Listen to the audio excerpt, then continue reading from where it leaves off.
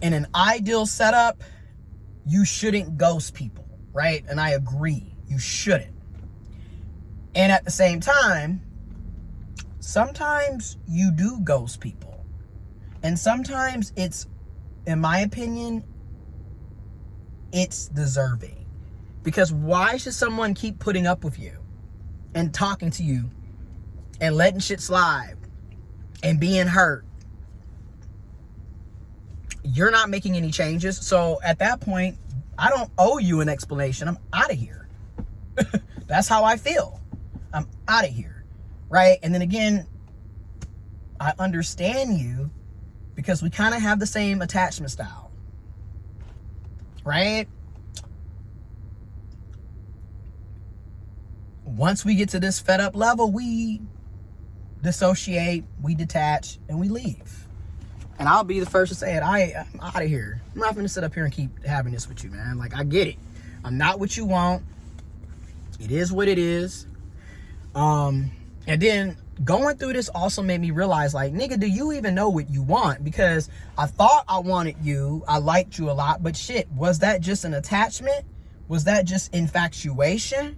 Was that just because I thought you were physically attractive, or I thought that you were sexually attractive? Like, did I really like you? Because again, I don't really know you, because that is not who you showed me. You know what I'm saying? You were literally all these different ass people at any given moment. Now, obviously he wasn't a horrible, horrible, horrible person, because if that was the case, I would have never stayed, right? Like, people are people, so we are going to have our toxic ways, our positive ways, right? But the point is, the feelings were never mutual from day one. And I want to say this: you cannot force a person to pick you. You cannot make a person like you. You cannot make a person want you. You got to accept people for who they are. And then you have to decide if you want to deal with them the way they are. Because you can't change nobody. It's hard enough trying to change yourself. So, you know what I'm saying? So you can accept folks for who they are, and then you get to decide, do you want to deal with them the way they are? And after 2.5 years, I accept him for who he is, but I am not going to deal with you the way you are. And that's why, in my opinion, unconditional love is for children, you know, pets, not for no damn grown-ass adult, because people be knowing exactly what they're doing, okay? And if you want to have that unconditional love, it's basically, in my opinion, it's a nice way of saying that you don't have any boundaries or standards, and you're willing to be a doormat and put up with any and every damn thing that comes your way with that person. Because that's basically what unconditional love is. You're based, in my opinion, from a logical standpoint, when I think about unconditional love, it's saying that this person can say and do anything, and I'm still going to love them, and I'm still going to be there for them. And no, I'm not. I'm not. That's fucking ridiculous. This is exactly why people are in these toxic ass relationships, because you are unconditionally loving an adult who is choosing to fuck you over, or choosing to do bad things or toxic things.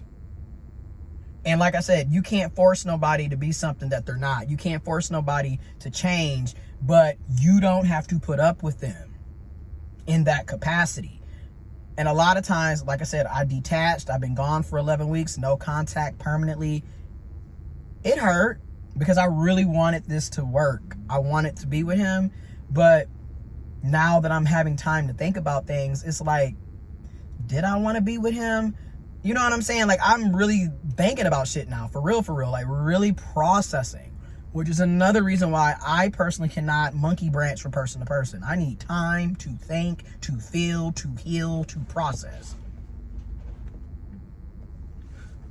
And like, obviously, damn near 3 months later, I'm still talking about things.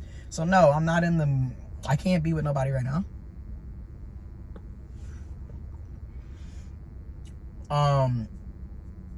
But yeah, it's like, I'm not trying to do that unconditional shit, because no, my love comes with conditions. I'm not going to continue to put up with bullshit just because I love you.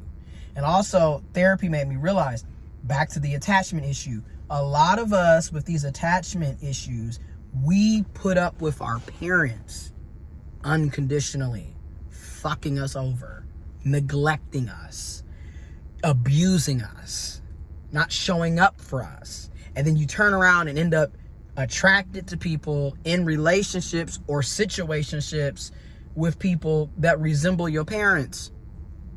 And what I mean by resemble your parents, they might not look like physically like them, obviously, but the way that they're treating you is exactly how your parents treated you. So you're with somebody that doesn't choose you, which makes perfect sense when you're coming from a household with deadbeat parents that were physically and emotionally neglecting you. So how the fuck, of course you're going to end up with somebody that's also emotionally and physically neglecting you. Of course you're going to likely, I should say likely, because it doesn't necessarily mean you're going to, right? Again, we're adults. We can make our own choices. I take accountability, which is why I made the choice to get the fuck out of there. Finally. Shit, 2.5 years. Finally, I got the fuck up out of there. Shit, 18 months. Or 18 months. I'm so, ooh, child. 30 months. It's almost 3 years. 2.5 years. And I made the choice to finally get out of there. Unlike when I was a kid, I was still excited, you know, mama left, but mama gonna come back soon, and I'm gonna be on my best behavior so she don't leave again. And she's gonna leave anyway. She's gonna do what she wanna do. And that's something that therapy also made me realize. Humans are gonna do what humans wanna do. And you leaving a person and detaching from a person or walking away from a situation doesn't mean you don't care, but it does mean that you care about yourself. It also means that you love yourself. How the hell can you love yourself being around people that don't love you in a healthy manner? Like, again, had we grew up in a healthier household with healthier, emotionally mature and available parents, a lot of us wouldn't have these toxic attachment issues. We would have more secure attachment styles. But you can't do that if you're going to continue to deal with people that are not showing up for you the way you need them to show up for you. And like my whole life, looking at my mom, looking at my sperm donor, you know, and even looking at how my relationship has been with my granny and was with my papa, like I dealt with a lot of blatant neglect, okay? Blatant neglect, blatant mental, psychological abuse, emotional abuse, and then also trigger warning, I was sexually abused. So I done dealt with a lot of shit where I'm just like, yeah, I'm good.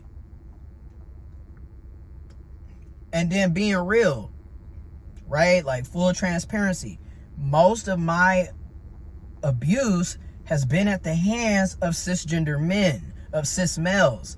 So I'm kind of at that point too, where it's like, no, y'all are not good. Because in my experiences, from family to friends to potential romantic interests, y'all are not good. A lot of times y'all be the main ones doing the most fucked up shit to me. You know, and then at the same time, I've had amazing cis males in my life who have been nothing but good to me, right? And I've also had cis women who have fucked me over. I mean, arguably, my mom not being an emotionally available and at the time mature parent fucked me over. You know what I'm saying? And at the same time, at 32, I can't keep, you know, blaming my mom, my granny, my childhood.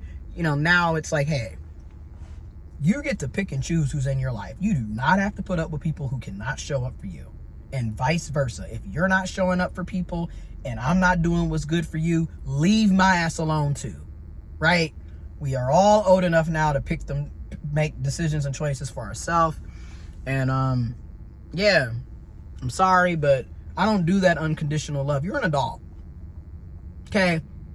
And it doesn't mean that I don't love or care about you, but I can love and care about you from a much needed distance so I can protect myself. And that's what I'm doing. And a lot of times it hurts when you got to leave somebody that you actually fucking loved, or you thought you loved, or you thought you liked, or whatever. When you got to leave somebody that you care about alone because you know it's not healthy for you, that shit hurts.